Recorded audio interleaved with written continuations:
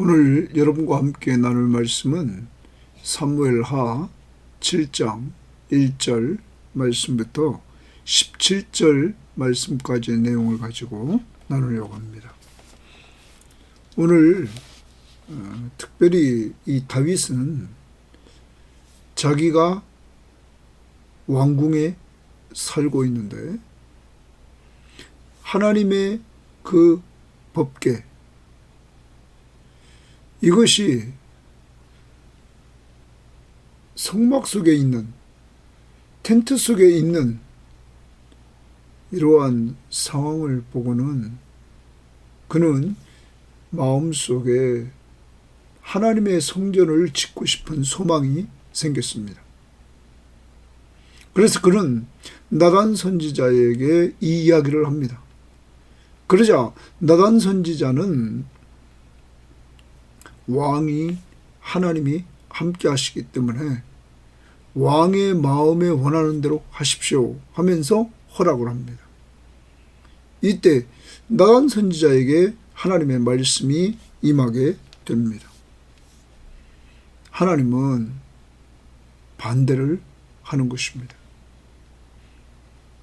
이때 나단 선지자에게 하나님은 말씀을 주시면서 반대를 하는데, 오늘 마지막 17절에 가면 나단은 즉시 하나님의 뜻을 쫓아 하나님의 뜻을 다윗에게 전달하게 되는 것입니다.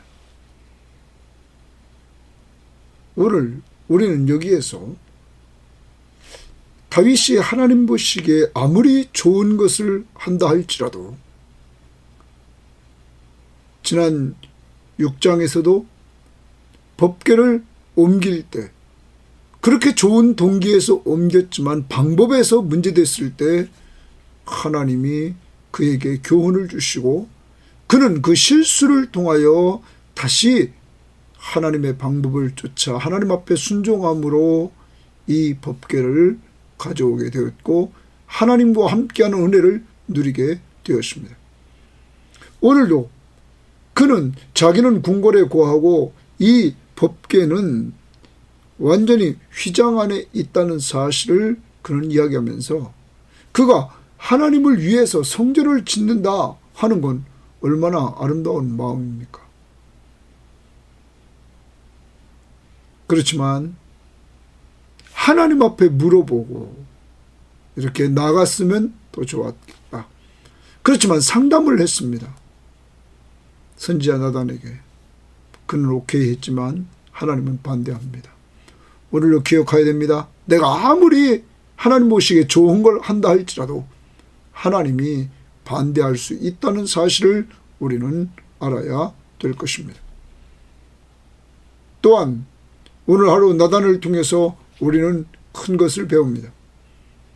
아무리 귀한 선지자고 다윗에게 있어서 중요한 멘토로서의 영적 지도자였습니다. 그도 실수했다는 것입니다. 그도 다윗이 물었을 때 하나님 앞에 물어보고 대답을 줬어야 되는데 그는 다윗과 하나님이 함께 하심으로 왕은 원하는 것을 무엇인지 하십시오. 이렇게 하나님 앞에 물어보지 않고 대답해 줬다는 것입니다. 그러므로 실수하고 잘못을 저지르게 되었던 것입니다. 그렇지만 하나님은 그를 사랑해서 그에게 하나님의 뜻을 알려줬습니다. 하나님의 반대한다는 내용을 자세히 알려주고 있는 것입니다. 그 이야기를 듣자 그는 즉시 시정을 합니다. 자기의 잘못을 인정하는 거죠.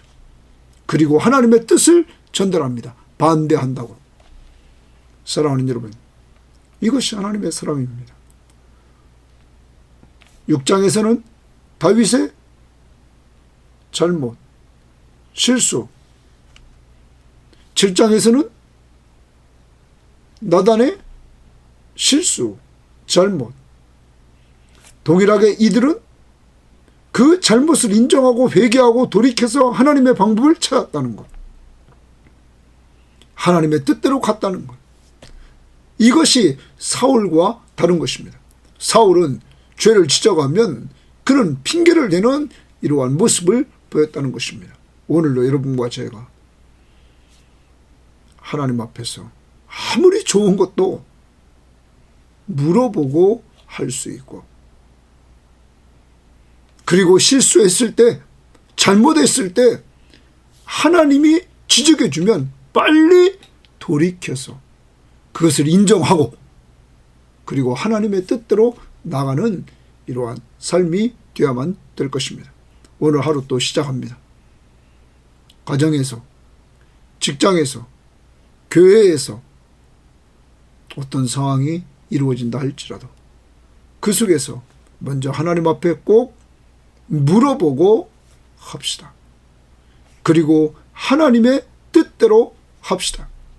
혹시 다윗이나 나단처럼 그렇게 훌륭한 하나님의 선지자가 실수하고 잘못을 저지를 수 있다는 사실을 우리는 알고, 하나님 마음에 합했던 다윗도 실수하고 잘못을 범했던 것을 우리는 보면서 의인인 척 하지 마시고, 오늘도 내가 실수하고 잘못한 것이 있다면 성령이 내 마음속에 지적해 줬을 때 즉시 인정하고 죄를 고백하고 하나님의 방법으로, 하나님의 뜻대로 행하는 한날이 꼭 되기를 주의 이름으로 바랍니다. 자, 이제 오늘 말씀 들어가 보도록 하겠습니다. 여호와께서 주위의 모든 원수를 무찌르사, 여호와께서 동그라미 칩니다. 여호와께서 이렇게 시작합니다. 주위의 모든 원수를 무찌르사. 그러면 다윗의 주위의 모든 원수를 무찌르시는 분이 본질적으로 누구냐? 하나님이라는 거죠. 여러분, 우리에게 이루어진 오늘 현실에 내가 있는 이 상황에서 우리 섬김의 교회가 지금까지 이루어져 나온 것들을 누가 주장하시느냐는 거죠. 하나님이라는 거예요. 인간적인 방법으로 안 하려고 집에서부터 시작하려고 했던 이러한 우리의 교회, 하나님은 이렇게 우리들에게 교회도 인도해 주시고 사람들도 제가 오라고 한 적도 없는데 이렇게 사람들의 마음을 움직여서 같이 모여서 예배케 하시는 이러한 은혜를 보면 하나님이 하시는 것을 우리는 고백하지 않을 수 없다는 것입니다. 그러므로 모든 것이 하나님의 은혜고 하나님이 하셨다고 우리는 고백하면서 살아야 됩니다. 다윗에게 모든 원수를 여호와께서 무찔렀다. 왕으로 궁에 평안히 살게 하신 때에, 왕으로 궁에 평안히 살게 하신 때에 고기 주칩니다. 그러면 다윗이 모든 원수를 무찌르사 왕으로 평안하게 궁궐에서 생활할 수 있는 것이 누가 하셨다고요? 하나님. 여러분, 여러분과 저에게 예수 믿고 편안한 가운데 살게 하신 것 누가 하셨어요? 하나님이. 이것을 오늘 다윗처럼 우리도 고백해야 된다는 것입니다. 편하십니까? 주님이 함께 하시는 은혜를 누리면서 예수 믿고 평안을 찾았습니까? 이런 평안을 예수께서, 하나님이 나에게 대적을 다 무찔러 주시고 악한 세력들을 다 무찔러 주시고 주 안에 평안히 거하게 했다는 사실을 고백할 수 있기를 바랍니다. 오늘 하루는 이런 은혜를 예수 믿는 우리들에게 예수를 믿음으로 원수를 멸망시켰습니다. 자, 그래서 히브리서 2장 14절에 사망의 권세를 잡은 자를 주님이 무찔러 주셨습니다. 허물과 죄로 죽었던 우리를 살려주심으로 이제 우리는 사망으로부터 해방을 받았습니다. 그러므로 이제 그리스도 안에서 십자가를 통하여 하나님과 평화를 누리고 성도끼리 십자가 안에서, 그리스도 안에서 평화를 누리는 이런 축복을 받게 되었다. 오늘 그런 은혜를 주신 하나님 앞에 감사하며 찬양할 수 있기를 바랍니다. 찬송가는 411장 내 마음속에 참된 평화 있네. 주님이 주신 평화. 기쁘다. 기쁘다. 주 나와 함께 계셔. 주 나와 함께 계셔. 찬양할 수 있기를 바랍니다. 2절입니다. 이렇게 왕이 선지자 나단에게 이르되 볼지어다 나는 백향목 궁에 살거늘. 백향목으로 된 가장 좋은 나무로 된 그 지은 궁궐에 살거든. 그것도 편안히 하나님이 살게 하셨단 말이에요. 하나님의 궤는 휘장 가운데 있도다. 하나님의 궤는 휘장 가운데 있다. 표준 세번역은 휘장 안에 있습니다. 아직도 휘장 안에 있습니다. 우리말 성경에는 하나님의 궤는 아직도 장막에 있습니다. 그래, 장막을 말합니다. 그래, 아직 자기는 잘 지어진 궁궐에 있는데 하나님의 언약궤는 휘장 안에 있다. 나단이 왕께 아뢰되 여호와께서 왕과 함께 계시니 마음이 있는 모든 것을 행하소서 하니라. 자, 나단이 동그라미 칩니다. 나단이 다윗이 나단에게 딱 의도를 말했습니다. 자, 다윗의 의도를 보면 아주 좋은 마음이죠.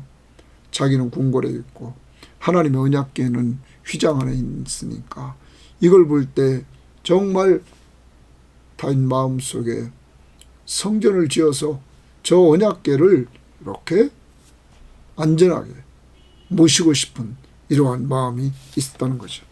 나단은 이 이야기를 듣고는 여호와께서 왕과 함께 하십니다. 그러므로 마음에 있는 모든 것을 행하소서 이렇게 이야기를 합니다. 자, 서론에서 말씀드렸습니다. 나단은 하나님을 물어보지도 않고 이렇게 쉽게 이야기를 했다는 것입니다. 자기 뜻대로. 여러분, 허락을 하는 거죠.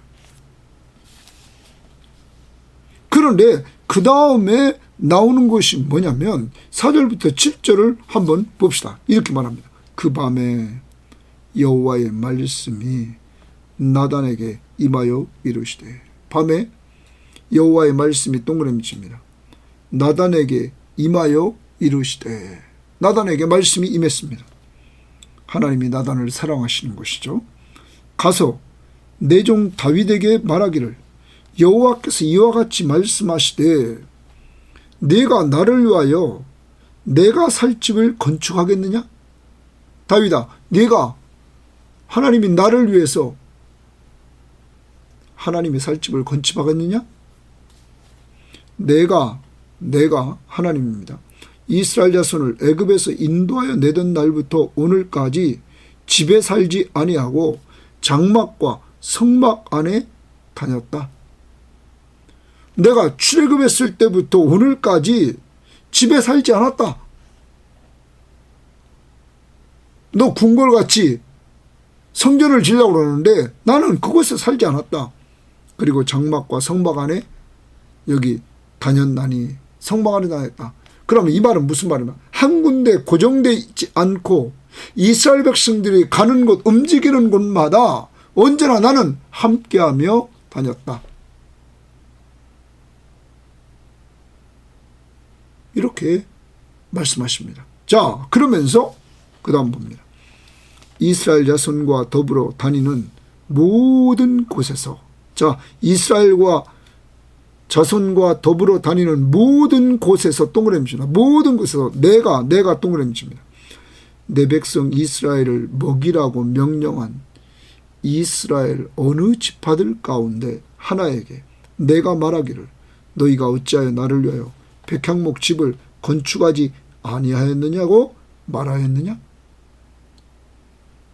내가 모든 곳에서 내가 이스라엘 백성들을 에게 내가 구할 백향목 지은 집을 지으라고 한 적이 있느냐, 이렇게 하나님이 말씀하십니다. 없는 거죠. 그리고 하나님은 장막과 성막 안에서 이렇게 이스라엘 백성들과 함께 다녔다 하는 것입니다. 자, 그런데 그때는 그랬지만 지금은 어떤 상태냐면 이제 이스라엘 나라가 통합왕국을 이루고 예루살렘의 수도를 정하고 안정되게 이제 거하는 상태죠. 그래서 다윗이 그런 마음을 가졌겠죠. 그러나 하나님은 여기서 반대를 하는 것입니다. 사랑하는 여러분, 다윗은 건축할 소망을 가졌습니다.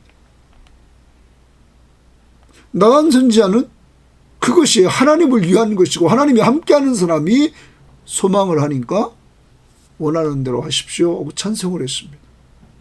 그런데 하나님은 반대를 하고 계신 것입니다. 그러자 17절 보십시오. 나단이 이 모든 말씀과 이 모든 계시대로 다윗에게 말하니라. 모든 말씀과 계시를 하나님이 나단에게 그 밤에 주셨죠. 그건 뭡니까? 반대였죠.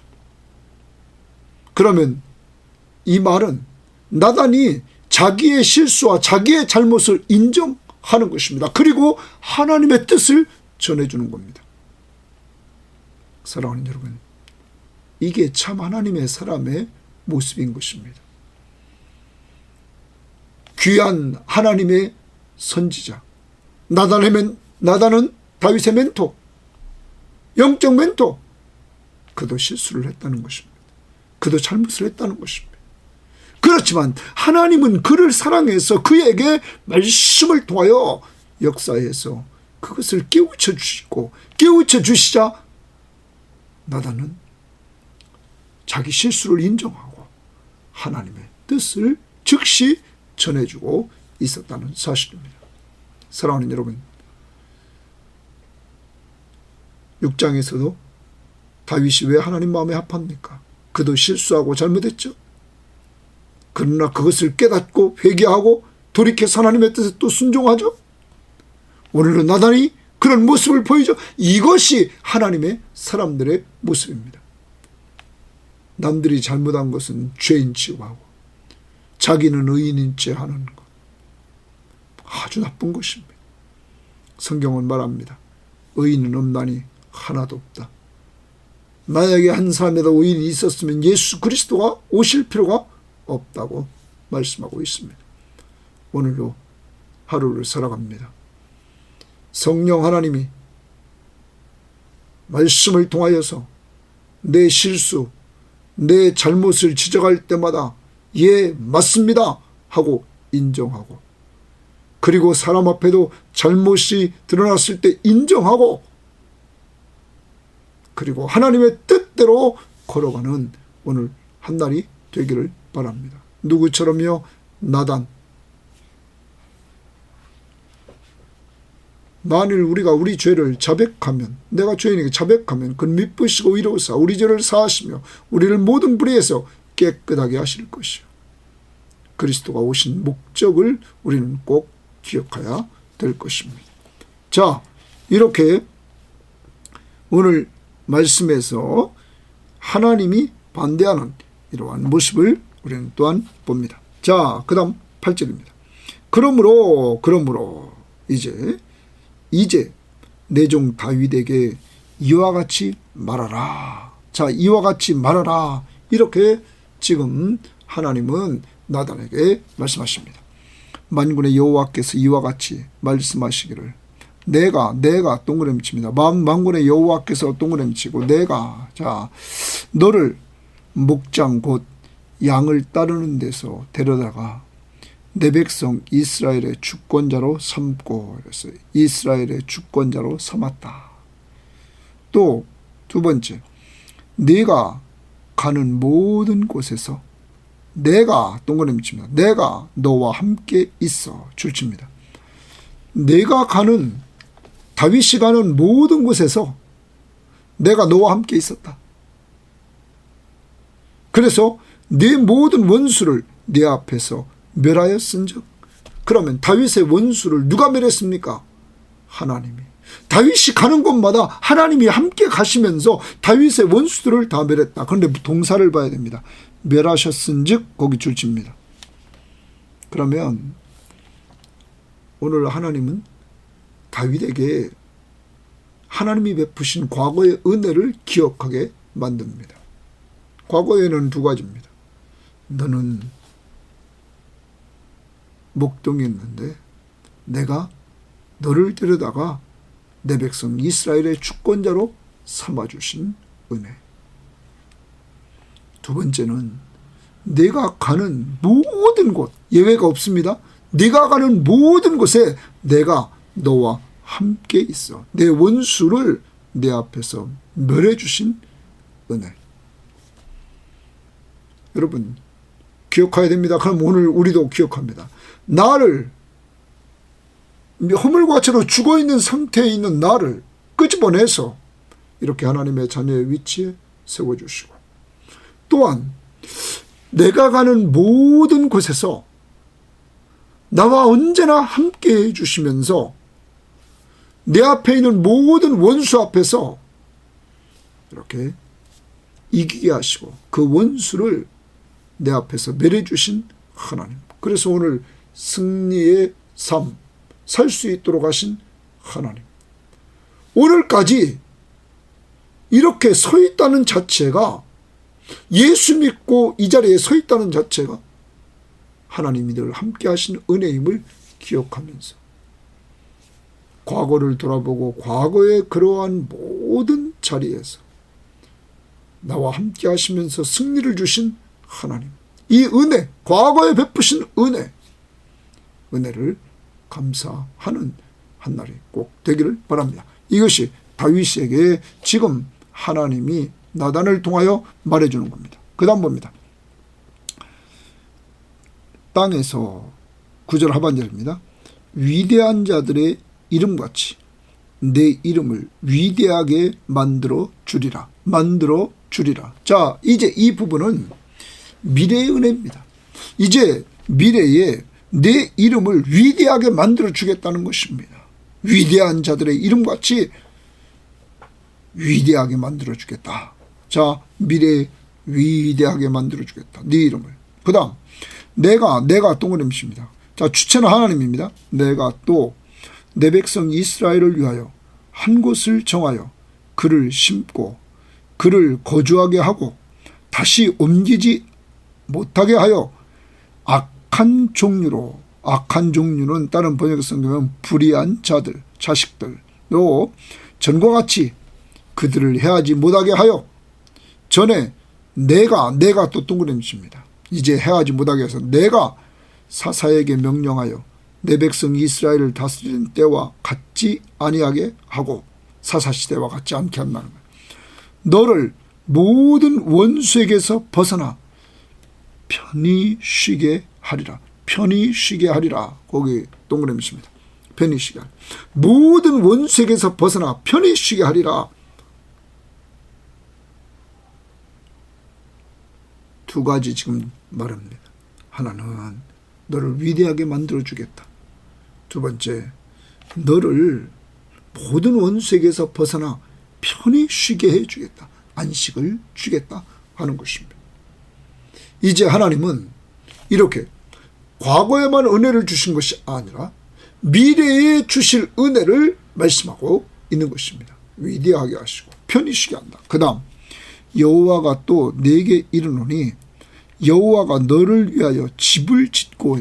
자, 지금 다윗이 하나님의 법궤를 위해서, 하나님을 위해서 어떻게 보면 집을 지려고, 그 성전을 지려고 하는데, 이제 하나님께서 노하시면서 여호와가 너를 위해서 집을 짓고 내 수완이 차서 내 조상들과 함께 누울 때, 네가 죽을 때, 이 땅을 떠날 때, 내가 또 동그라미 칩니다. 내 몸에서 날 내 씨를 내 뒤에 세워 그의 나라를 견고하게 하리라. 또 하나님이 축복을 하십니다. 네 후손의 나라를 견고하게 해주겠다. 미래의 은혜를 하나님이 베풀어 주십니다. 사랑하는 여러분, 과거에만 은혜 주시는 것이 아닙니다. 현재도 은혜 주시고 미래에도 우리들에게 이런 은혜를 주십니다. 여러분, 지난번에 데살로니가서를 통해서 우리는 배웠습니다. 미래의 은혜. 우리는 이 땅에서 생명을 그치는 날 우리 영혼이 하나님 나라에 가고 그곳에 있다가 주님이 재림하시는 날 우리는 우리 영혼과 흙으로 들어간 육체가 부활체를 입고 영육간의 완전한 몸으로 부활해서 우리는 새하늘과 새 땅에서 영원히 주님과 함께 사는 이러한 소망을 가진 사람들입니다. 부활의 소망이 있습니다. 천국의 소망이 있습니다. 우리는 이러한 소망을 주신 하나님 앞에 감사하면서 미래에 대한 소망을 간직하며 살아가는, 그러므로 다윗을 부러워할 것이 아니라 우리 동일하게 이러한 은혜를, 과거의 은혜, 현재의 은혜, 미래의 은혜를 받은 사람임을 기억하면서 오늘 은혜를 주신 주체가 누굽니까? 내가 하나님. 이 하나님 기억하시면서 오늘 감사하며 찬양하는 한 날이 되기를 바랍니다. 하나님의 은혜 아니면 살 수도 없었고 지금까지 살아온 것도 하나님의 은혜요 앞으로 사는 것도 하나님의 은혜임을 기억하면서 감사합시다. 그리고 그 다음 봅니다. 13절입니다. 그는 내 이름을 위하여 집을 건축할 것이요. 이제 다윗에게서 날 쓰입니다. 다시 말하면 솔로몬이 되겠죠. 솔로몬이 내 이름을 위하여, 하나님의 이름을 위하여 집을 건축할 것이요. 나는 그의 나라 왕위를 영원히 견고하게 하리라. 거기 출처입니다. 나는 동그라미 치고 그의 나라 왕위를 영원히 견고하게 하리라. 자, 이제 솔로몬을 통하여서 성전을 지을 텐데 여기 또 얘기하는 것이 뭐냐면 나는 그의 나라 왕위를 영원히 견고하게 하리라. 영원히의 동그라미 칩니다. 그러면 이제 우리는 다윗 왕국이 무너진 것을 봅니다. 나라가 망하는 것을 우리는 봅니다. 586년에. 자, 영원이라고 그랬습니다. 여러분, 이제 지난번에 말씀드렸습니다. 다윗은 메시아의 그림자, 다윗 왕국은 메시아 왕국, 하나님의 나라의 그림자. 이제 영원한 왕이 오십니다. 다윗의 후손으로 그가 예수 그리스도, 그의 나라는 영원한 나라가 되는 것입니다. 여러분, 이제 우리는 다윗을 통하여 하나님께서 행하시는 일, 메시아 오게 하시고 그를 믿는 자, 예수를 믿는 구원받은 백성들이 모인 하나님의 나라, 공동체를 하나님께서 이렇게 바라보게 하시고 그 나라의 왕으로 통치하시는 이 모습을 우리는 그려보게 되는 것입니다. 그 다음 14절. 나는 또 동그라미 칩니다.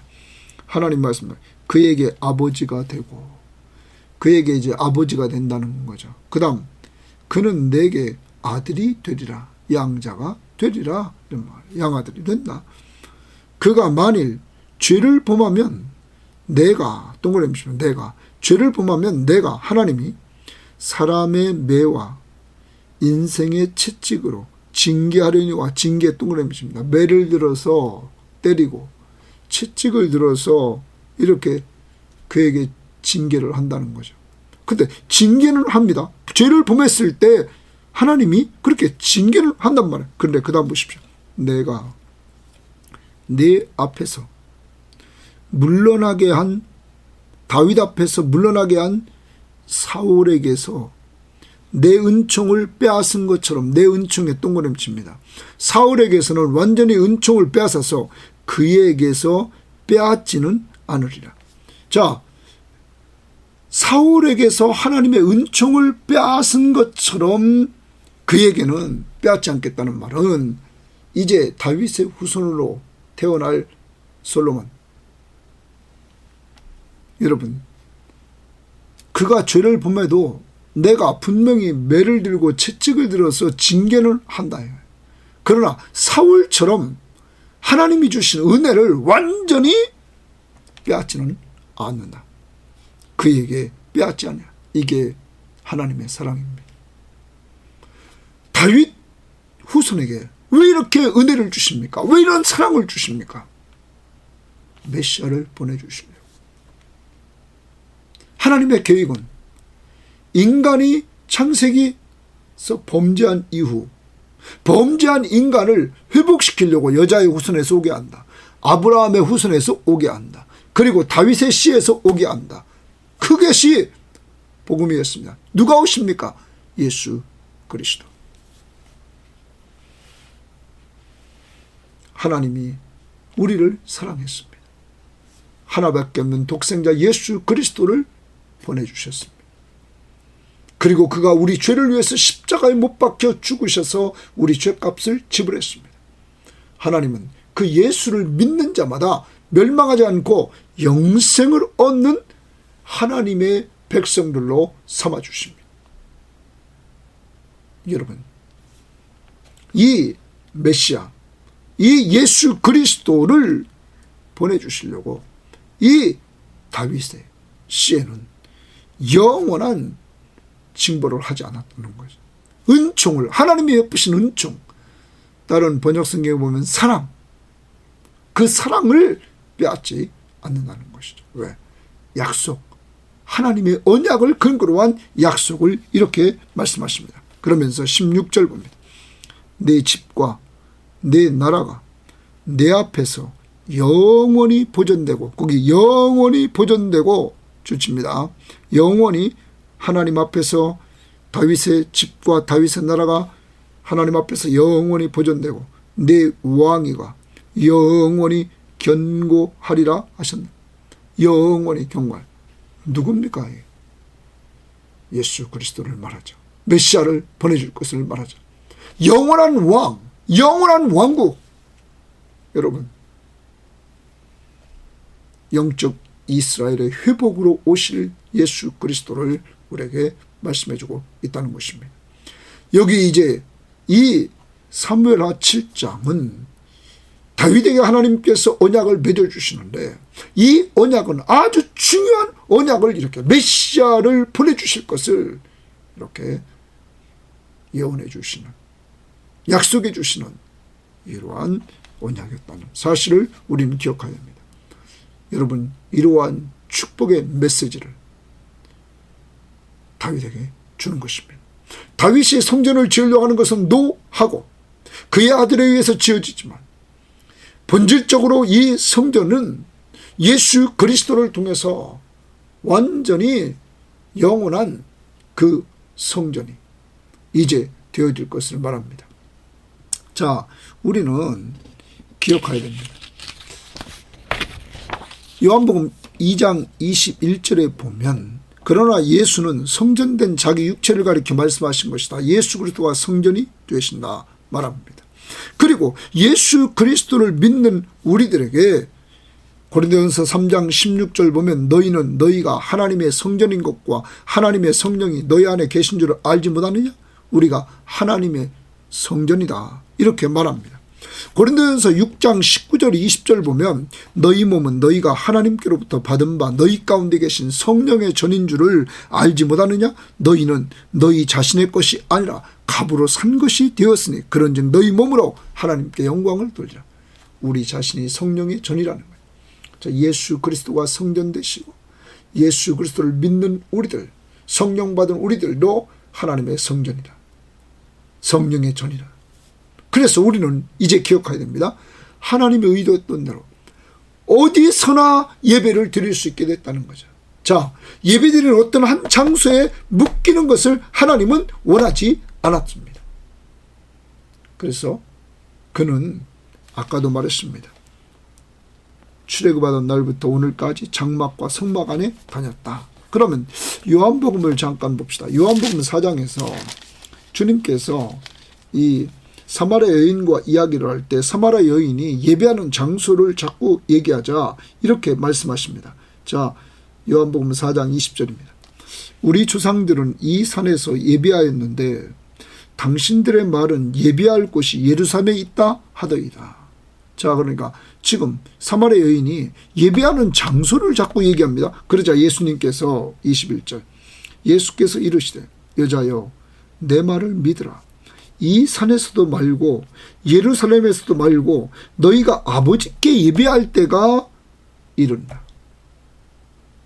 장소가 중요한 것이 아니라 예배하는 때가 중요하다. 예배하는 때, 그 다음 보십시오. 너희는 알지 못하는 것을 예배하고 우리는 아는 것을 예배하노니 이는 구원이 유대인에게서 남이니라.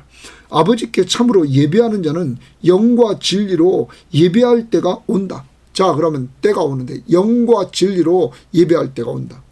성령으로 진리로 예배할 때. 자, 성령의 역사로 예수 그리스도, 진리 되신 예수 그리스도를 믿는 사람들이 참 예배할 때가 온다. 벌써 온 거죠. 누구 믿음으로? 예수 그리스도를 믿음으로 말미암아 참으로 예배할 때가 온다. 자, 그럼 이런 겁니다. 예배하는 장소가 중요한 것이 아니라 예수 그리스도를 믿는 믿음의 사람들은 그 안에 그 사람 하나하나가 성령의 전입니다. 그들이 모여있는 공동체가 곧 성전입니다. 휘황찬란한 아름다운 성전 겉모습이 중요한 것이 아니라 그러한 솔로몬 성전은 무너져 버렸습니다. 예루살렘 성전도 무너져 버렸습니다. 여러분, 진정한 성전은 예수 그리스도를 믿는 성도들이라는 사실을 우리는 기억하고, 이제는 어디서 예배 드린다, 그것이 중요한 것이 아니라 우리 안에 계시는 주님과 동행하면서 내가 있는 그 어디나 하나님의 나라, 두세 사람이 내 이름으로 모인 것은 나도 그들 중에 있느니라. 오늘 주님 앞에서 가정에서도 예배드리고 우리 성금의 교우들 모였을 때 늘 예배드리고, 이러한 예배의 삶이 장소보다는 우리 한 사람 한 사람이 예수 믿고 구원받은 사람이 중요함을 꼭 인식하면서 이제 온전히 하나님이 기뻐하는 예배를 드릴 수 있기를 바랍니다. 에베소 3장 20절 말씀으로 마무리하려고 합니다. 우리 가운데 역사하시는 능력대로 우리가 구하거나 생각하는 모든 것에 더 넘치도록 능히 하실 이에게, 우리가 기도해서 구하거나 생각하는 것에 더 넘치도록 역사한다. 여러분, 오늘 다윗은 자기는 궁궐에 거하고 하나님의 법궤는 휘장 가운데 있는 것을 보고는 성전을 지으려고 하는 그 소망을 가졌습니다. 그 생각만 보고도 하나님은 그에게 넘치는 축복을 주시되 그의 후손들에게 계속적인 축복과 아울러 영원한 왕국, 영원한 다윗의 집이 견고히 설 것을 말씀해 주고 있습니다. 그래서 메시아를 보내주시고 메시아 왕국을 이루어 나갔다는 사실입니다. 오늘도 하나님 앞에서 구하거나 좋은 생각만 해도 이렇게 하나님이 넘치는 축복을 자손 대대로 내려주시는 이런 은혜를 우리는 누리면서 하나님 앞에서 오늘 바르게 살기를 바랍니다. 어떻게? 다윗과 같이 아무리 좋은 것도 하나님 앞에 물어보며 삽시다. 나단 선지자, 하나님이 함께하는 사람이며 하나님이 늘 동행해 주시고 승리를 주시는 사람이지만 그가 하는 모든 일 속에 무조건 하나님께서 오케이 하는 것이 아니라는 것, 그는 하나님 앞에 물어보지 않았습니다. 그렇지만 하나님은 그를 사랑해서 그날 밤 말씀을 통하여 자기의 잘못을 깨우쳐 주셨을 때 그는 자기 잘못을 인정하고 실수를 인정하고 그리고 하나님의 말씀을 그대로 전달해 주는 이러한 삶을 살았습니다. 하나님이 반대하시지만 이런 축복을 주신다고. 오늘도 이 나단 선지자처럼 하나님이 우리의 잘못과 실수를 지적할 때 예, 맞습니다 하고 인정하고 하나님의 뜻대로 걸어갈 수 있는 한 날이 되기를 바랍니다. 세 번째, 오늘 말씀에서 하나님이 얼마나 나단을 사랑하고 얼마나 다윗을 사랑하는지를 우리는 보게 되었습니다. 사랑하는 여러분, 하나님의 백성들을 이렇게 사랑하시는 하나님, 우리는 이 하나님의 사랑과 은혜를 생각하면서 오늘 하나님이 다윗에게 말씀하신 대로 과거의 은혜를 기억하고 현재 받는 은혜를 기억하고 미래에 내가 받을 하늘나라에서의 그 상급과 그 나라에 안착하는 그것을 소망하면서 이런 은혜를 주신 하나님 앞에 감사하면서 오늘 찬양하며 살아갈 수 있는 역사가 이루어지기를 원합니다. 네 번째, 오늘 나단 선지자처럼 이러한 좋은 소식을 다윗에게 전하는 것처럼 여러분 은혜 받은 말씀을 옆에 사람과 나눌 수 있는 한 날이 되기를 바랍니다. 하나님 아버지 감사합니다. 오늘도 귀한 말씀을 통하여 하나님 앞에서 다윗은 좋은 마음을 품고 살아가지만 그 하나님 앞에서 품은 마음이 다 하나님께서 원하는 건 아니라는 사실을 깨우쳐 줍니다. 하나님, 그러므로 하나님 앞에 물어보고 행하는 저희들 되게 하옵소서. 오늘 나단 선지자, 그렇게 뛰어난 사람, 정말로 하나님 앞에 올바로 쓰였던 사람도 실수하고 잘못하는 모습을 보면서 의인은 없나니 하나도 없음을 우리는 기억하게 됩니다. 하나님 아버지, 그렇지만 나단의 아름다움은 그의 잘못을 하나님이 지적해 줬을 때 그것을 즉각 인정하고 하나님 올바른 것을 다윗에게 하나님의 말씀대로 그대로 전달해 주면서 자기의 잘못과 자기의 실수를 인정하는 모습을 보여주고 있습니다. 우리에게도 오늘 이러한 모습을 하나님 앞에서는 회개를 통하여 드러내주고 사람 앞에서도 내 잘못을 잘못했다고 인정할 수 있는 저희들이 될 수 있도록 인도하옵소서. 하나님이 우리를 얼마나 사랑하시며 얼마나 은혜를 주시는지, 과거에 하나님께서 우리를 예수 믿는 자리에 세워 하나님의 자녀로 되게 하신 은혜, 또한 우리가 걸어온 인생길에서 내가 가는 모든 길 속에 하나님이 함께 하시면서 모든 원수로부터 우리를 건져주시고 원수를 우리 앞에서 물러가게 하시는, 멸하시는 하나님의 능력, 악의 세력들을 주님이 십자가에 죽으시고 부활하심으로 완전히 멸해주신 은혜를 감사합니다. 이런 하나님이 오늘도 함께 하심을 믿고 믿음으로 살아가는 저희들 될 수 있도록 인도하옵소서. 우리가 받은 과거, 현재, 미래의 은혜를 나누고 나단처럼 남에게 전달해 주는 아름다운 전달자들이 될 수 있도록 인도하옵소서. 감사하며 예수님 이름으로 기도합니다. 아멘.